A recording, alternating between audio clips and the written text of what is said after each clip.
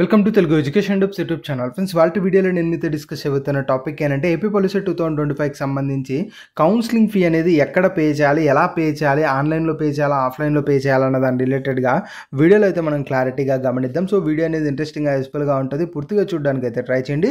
ఇక టాపిక్ అయితే స్టార్ట్ చేసే ముందు నా చిన్న రిక్వెస్ట్ ఏంటంటే ఇప్పటివరకు మన తెలుగు ఎడ్యుకేషన్ డబ్స్ యూట్యూబ్ ఛానల్ని మీరు ఎవరైనా సబ్స్క్రైబ్ చేయకుండా చూస్తున్నట్లయితే మీకు యూస్ఫుల్ అయ్యే ఇలాంటి ఎన్నో వీడియోస్ కోసం అయితే సబ్స్క్రైబ్ చేసుకోండి. ఫ్రెండ్స్, ఇక టాపిక్లోకి వచ్చేసినట్టయితే మెయిన్గా ఏపీ పాలిసీ 2025కి సంబంధించి కౌన్సిలింగ్ నోటిఫికేషన్ కూడా వచ్చేసింది. అందులో డేట్స్ అనేవి కూడా క్లియర్గా అయితే ఉన్నాయి. ఆల్రెడీ మనం డిస్కస్ చేసుకోవడం అయితే జరిగింది.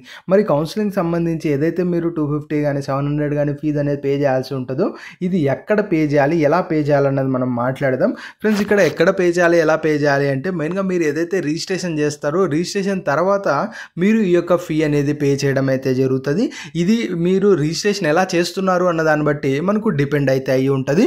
ఇక నేను ఇస్తున్న సజెషన్ ఏంటి అంటే మోస్ట్లీ మీ దగ్గరలో ఉన్న ఏదైతే ఇంటర్నెట్ సెంటర్ కానీ మీ సేవ కానీ ఏవైతే ఉంటాయో అక్కడికి వెళ్ళి మీరు రిజిస్ట్రేషన్ అనేది చేయండి.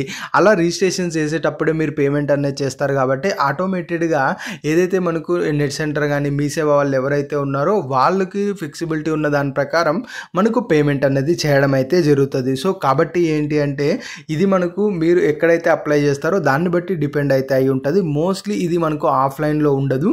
చాలామంది ఏంటంటే ఎక్కడన్నా కాలేజ్కి వెళ్తే లేదంటే ఇంకొక దగ్గరికి వెళ్తే ఏమైనా చేస్తారేమో అనేది మనం అనుకుంటాం. ఇది 2 ways. ఒకటి ఏంటంటే మీరు మీ సేవ కానీ నెట్ సెంటర్ కానీ వెళ్ళి చేసుకోవచ్చు.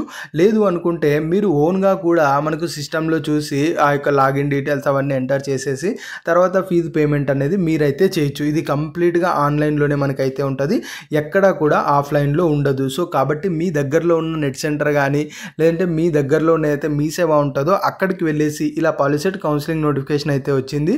సో డేట్ నుంచి మనకు రిజిస్ట్రేషన్స్ అయితే స్టార్ట్ అవుతున్నాయి. సో ఆ యొక్క రిజిస్ట్రేషన్ ఈ రోజు నుంచి స్టార్ట్ అవుతుంది కాబట్టి నాకు రిజిస్ట్రేషన్ చేయండి అంటే వాళ్ళు వెబ్సైట్ ఓపెన్ చేసి క్లియర్గా మీ డీటెయిల్స్ ఎంటర్ చేసి మీకు ఏమైనా డౌట్స్ ఉన్నా కూడా మిమ్మల్ని అడిగి క్లారిఫై చేసుకొని వాళ్ళు కంప్లీట్గా రిజిస్ట్రేషన్ అయితే పూర్తి చేస్తారు. అలా రిజిస్ట్రేషన్ చేసేటప్పుడు అయితే ఫీజు పేమెంట్ ఉంటుందో ఇది ఆన్లైన్లోనే పే చేస్తారు. వాళ్ళకి కన్వీనియంట్ ఏదైతే కార్డ్స్ ద్వారా కావచ్చు లేదంటే అక్కడ ఉన్న ఏదైతే నెట్ బ్యాంకింగ్ ద్వారా కావచ్చు ఏటీఎం కార్డు ద్వారా కావచ్చు వాళ్ళు ఫీజు అనేది పే చేయడం అయితే జరుగుతుంది.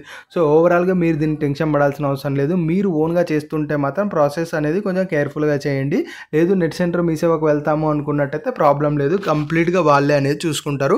ఇది మనకు రిజిస్ట్రేషన్ కానీ ఈ ఫీజు పే చేయడం కానీ కంప్లీట్గా ఆన్లైన్లోనే ఉంటుంది. నా ఇస్తున్న సజెషన్ ప్రకారం కూడా మీరు దగ్గరలో ఉన్న నెట్ సెంటర్కి వెళ్ళే మీరు అనేది ఫీజు అనేది పే చేయండి. ఇది ఫ్రెండ్స్ మెయిన్గా వీడియోలో తెలుసుకున్నది. వీడియో నచ్చినట్లయితే లైక్ చేయండి. మరి ముఖ్యంగా మన తెలుగు ఎడ్యుకేషన్ డబ్స్ యూట్యూబ్ ఛానల్ని మీరు ఎవరైనా సబ్స్క్రైబ్ చేయకుండా చూస్తున్నట్లయితే మీకు యూస్ఫుల్ అయ్యే ఇలాంటి ఎన్నో వీడియోస్ కోసం అయితే సబ్స్క్రైబ్ చేసుకోండి.